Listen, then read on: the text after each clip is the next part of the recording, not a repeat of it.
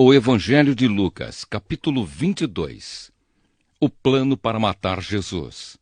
Faltava pouco tempo para a festa dos pães sem fermento, chamada Páscoa. Os chefes dos sacerdotes e os mestres da lei procuravam um jeito para matar Jesus em segredo, porque tinham medo do povo.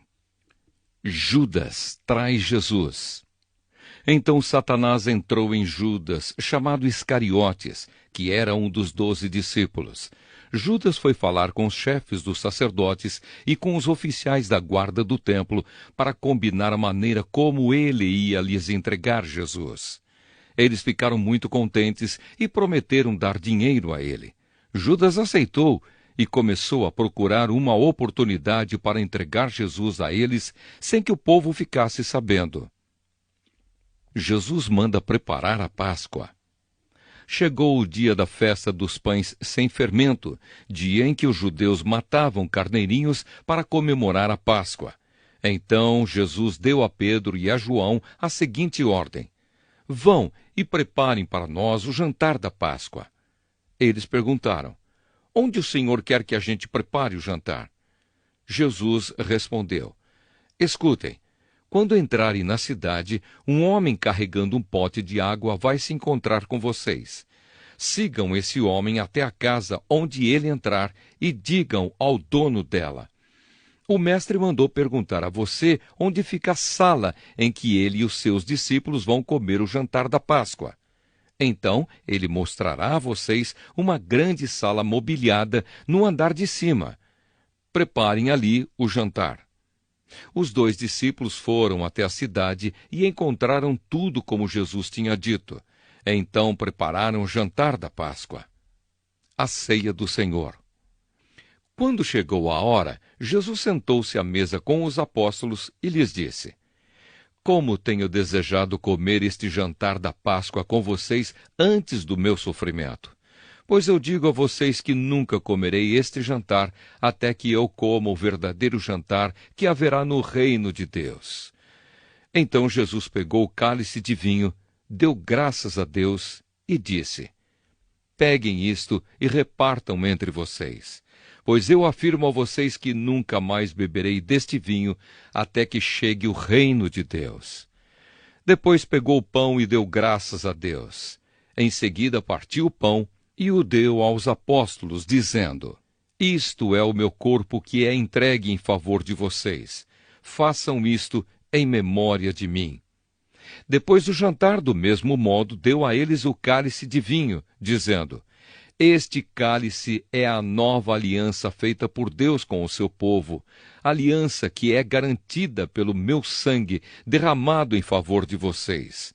Mas vejam, o traidor está aqui sentado comigo à mesa, pois o Filho do Homem vai morrer da maneira como Deus já resolveu. Mas ai daquele que está traindo o Filho do Homem. Então os apóstolos começaram a perguntar uns aos outros quem seria o traidor. Quem é o mais importante? Os apóstolos tiveram uma forte discussão sobre qual deles deveria ser considerado o mais importante. Então Jesus disse: os reis deste mundo têm poder sobre o povo e os governadores são chamados de amigos do povo. Mas entre vocês não pode ser assim. Pelo contrário, o mais importante deve ser como o menos importante, e o que manda deve ser como o que é mandado. Quem é o mais importante? É o que está sentado à mesa para comer? Ou é o que está servindo? Claro que é o que está sentado à mesa, mas entre vocês eu sou como aquele que serve. Vocês têm estado sempre comigo nos meus sofrimentos. Por isso, assim como meu Pai me deu o direito de governar, eu também dou o mesmo direito a vocês. Vocês vão comer e beber à minha mesa no meu reino e sentarão em tronos para julgar as 12 tribos de Israel. Jesus avisa Pedro. Jesus continuou: Simão, Simão, escute bem. Satanás já conseguiu licença para pôr vocês à prova. Ele vai peneirar vocês como o lavrador peneira o trigo, a fim de separá-lo da palha. Mas eu tenho orado por você, Simão, para que não lhe falte fé. E quando você voltar para mim, anime os seus irmãos. Então Pedro disse a Jesus: Estou pronto para ser preso e morrer com o Senhor. Então Jesus afirmou: Eu digo a você, Pedro, que hoje, antes que o galo cante, você dirá 3 vezes que não me conhece. Jesus avisa os discípulos. Depois Jesus perguntou aos discípulos: Por acaso faltou a vocês alguma coisa quando eu os enviei sem bolsa, sem sacola e sem sandálias? Não faltou nada, responderam eles.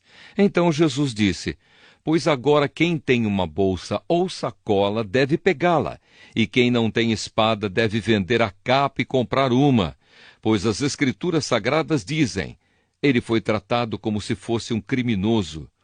Eu afirmo a vocês que isso precisa acontecer comigo, pois o que está escrito a meu respeito tem de acontecer.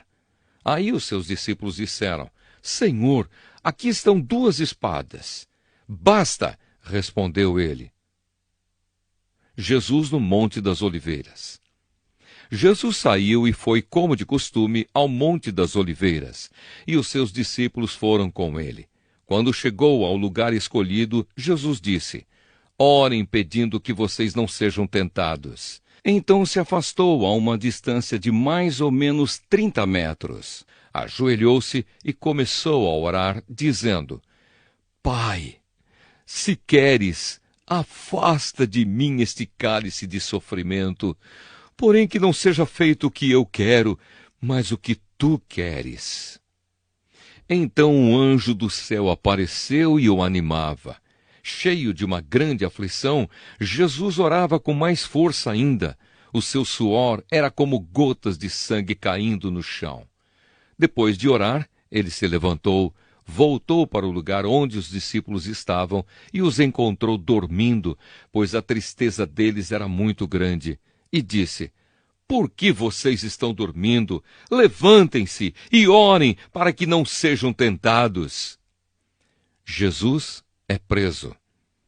Jesus ainda estava falando quando chegou uma multidão. Judas, um dos 12 discípulos, que era quem guiava aquela gente, chegou perto de Jesus para beijá-lo. Mas Jesus disse: Judas, é com um beijo que você trai o Filho do Homem? Quando os discípulos que estavam com Jesus viram o que ia acontecer, disseram: Senhor, devemos atacar essa gente com as nossas espadas? Um deles feriu com a espada o empregado do grande sacerdote, cortando a sua orelha direita. Mas Jesus ordenou: Parem com isso! Aí tocou na orelha do homem e o curou. Em seguida disse aos chefes dos sacerdotes, aos oficiais da guarda do templo e aos líderes judeus que tinham vindo para prendê-lo: Por que vocês vieram com espadas e porretes para me prender, como se eu fosse um bandido? Eu estava com vocês todos os dias no pátio do templo e vocês não tentaram me prender. Mas esta é a hora de vocês e também a hora do poder da escuridão. Pedro nega Jesus. Eles prenderam Jesus e o levaram até a casa do grande sacerdote. E Pedro o seguia de longe. Quando acenderam uma fogueira no meio do pátio, Pedro foi e sentou-se com os que estavam em volta do fogo. Uma das empregadas o viu sentado ali perto da fogueira, olhou bem para ele e disse: Este homem também estava com Jesus. Mas Pedro negou, dizendo: Mulher, eu nem conheço esse homem. Pouco tempo depois, um homem o viu ali e disse: Você também é um deles. Mas Pedro respondeu: Homem, eu não sou um deles. Mais ou menos 1 hora depois, o outro insistiu: Você estava mesmo com ele, porque também é galileu. Mas Pedro respondeu: Homem, eu não sei do que é que você está falando. Naquele instante, enquanto ele falava, o galo cantou. Então o Senhor virou-se e olhou firme para Pedro, e ele lembrou das palavras que o Senhor lhe tinha dito: Hoje, antes que o galo cante, você dirá 3 vezes que não me conhece. Então Pedro saiu dali e chorou amargamente. os guardas batem em Jesus. Os homens que estavam guardando Jesus zombavam dele e batiam nele. Taparam os olhos dele e perguntavam: quem foi que bateu em você? Adivinhe! E diziam muitas outras coisas para insultá-lo.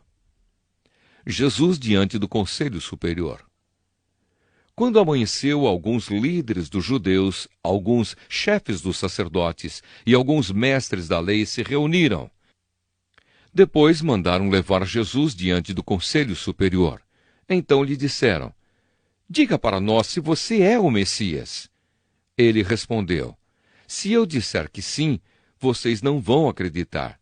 E se eu fizer uma pergunta, vocês não vão responder. Mas de agora em diante, o Filho do Homem se sentará do lado direito do Deus Todo-Poderoso. Aí todos perguntaram: então você é o Filho de Deus?